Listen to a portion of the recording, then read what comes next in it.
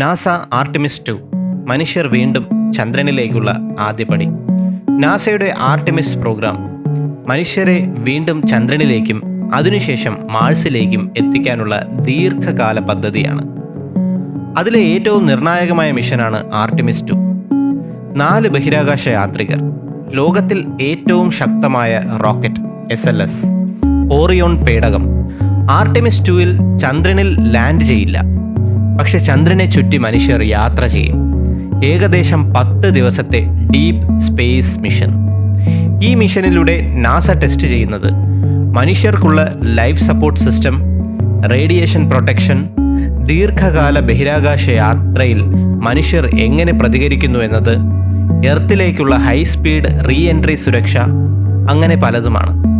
Apollo കാലത്ത് പരീക്ഷിക്കാത്ത പല സിസ്റ്റങ്ങളും ആദ്യമായി മനുഷ്യരോടൊപ്പം ആർട്ടിമിസ് 2-ൽ പരീക്ഷിക്കുന്നു.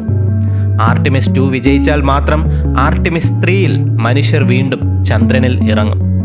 അതിനാൽ ആർട്ടിമിസ് 2 ഒരു ട്രയലല്ല, മനുഷ്യരുടെ ഭാവിയിലെ ബഹിരാകാശ ജീവിതത്തിൻ്റെയും ബഹിരാകാശ ടൂറിസത്തിൻ്റെയും അടിത്തറയാണ്.